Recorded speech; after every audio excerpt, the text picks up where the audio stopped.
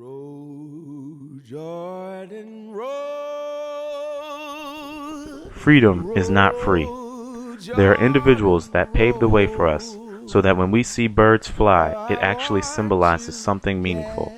Although there are oppressors, in the 17th century, there are those individuals who drew lines across the birds to make barbed wire.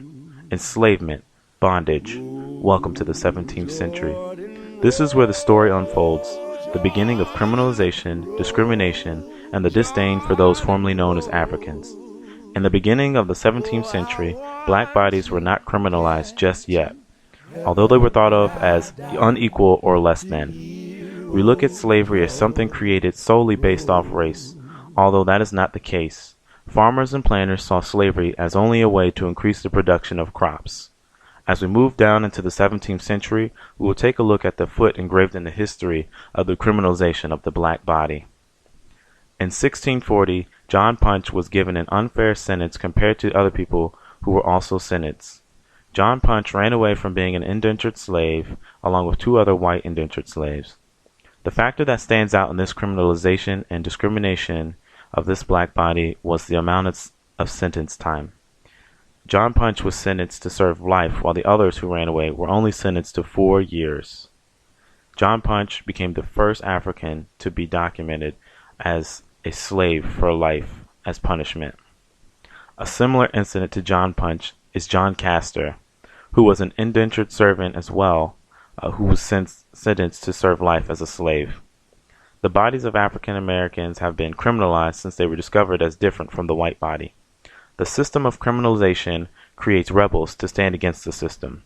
We can look at Bacon's Rebellion as a wake-up call for African Americans and even white colonists to stand up against slavery. In order to maintain white superiority or implement the power of the master over the slave, punishment was often enforced. Whipping, branding, and other cruel punishments scarred the other slaves, and this was meant to keep them in line. In addition to that, it also gave powers to one individual over the majority of others. Many people ask why the slaves did not overthrow the master, since there were more of them. In a world of slavery, this would not have gone well. Being in a new place where you are not accepted will not allow you to go far. In the 17th century, slaves feared white people. It is a process to turn it around, framing the black to be feared and targeted. The black body has already been targeted and labeled as less, the other, and economically helpful to white people, especially white farmers. In comparison to the white body, the black body has always been deemed as second. The 18th century. This is the century that we all remember that the Declaration of Independence was created. It gave freedoms to whites to create a democracy, vote, and own land. However, slaves existed. In 1705, Virginia created what was called slave codes, which considered all persons who were brought into this country and not a Christian a slave. This also is the century that the Fugitive Slave Act of 1793 was passed. This made it more difficult for those who may have hoped to have successfully escaped their masters. This gave the power to regular persons to enslave many former slaves and even free blacks. Though free blacks may have been free for years or never enslaved, they were kidnapped and sold to masters as fugitives.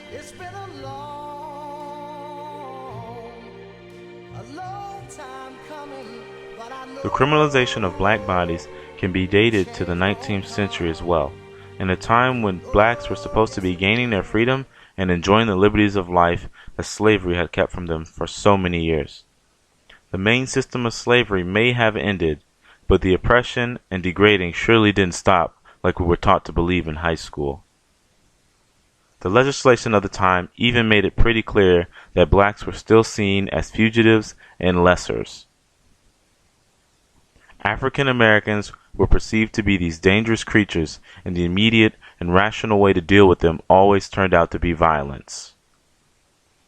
We can take a look at the Hamburg Massacre of 1876, how a simple argument between two white farmers and an African American militia quickly escalated into bloodshed and destruction. On July 4, 1876, the two farmers were traveling along the main road in Edgefield County, South Carolina, when they found their path obstructed by a military exercise being conducted in the road by a black militia. The farmers were able to pass after an initial argument, but racial tensions remained high.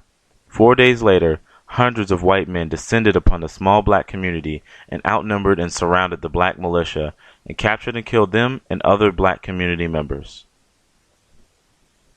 This was just one of many incidents that plagued the black community of the time. The kind of police harassment we see today also was prevalent in the 19th century. In 1900, Robert Charles and his roommate were relaxing on his porch when 3 white officers approached and began to instigate trouble with the pair. Finally, not being able to take it anymore, Charles and his roommate drew their guns and began to act in self-defense, killing 2 of the officers. This incited race riots in New Orleans that lasted for 4 days and brought casualties of 28 blacks, including Charles. White mobs went into black communities searching for Charles, but taking the lives of innocent African Americans along the way. These examples of pushing African Americans to violence to justify deadly force are seen today in many cases we see. Black men can be minding their business, but are targeted, and the situation is escalated for little to no reason at all. As we cross into the 20th century, we can see the racial divide and tension in the U.S. continue to fester. Black males were more likely affected by racial profiling than their white counterparts. With all the changes that took place since the Civil Rights Movement, violence against blacks were at an all-time high among males. After the Rodney King incident, police brutality among black males in America has continued to be a problem. The police, who are here to serve and protect the society, have too often been caught in cases of punishing those they feel are guilty without reason. The fear of the black male body by law enforcement is literally killing them, and their deaths continue to be justified with the criminal justice system. With the death of young black male teens increasing, there has to be a solution to this growing problem. The war on drugs is being seen as the new Jim Crow. According to Michelle Alexander, the new Jim Crow is a stunning account of the rebirth of a caste-like system in the United States, one that has resulted in millions of African Americans locked behind bars and then released to a permanent second-class status, denied the very rights supposedly won in the Civil Rights Movement. What are we going to do while the police officers in the criminal justice system continues to get away with cold-blooded murder in the name of the law?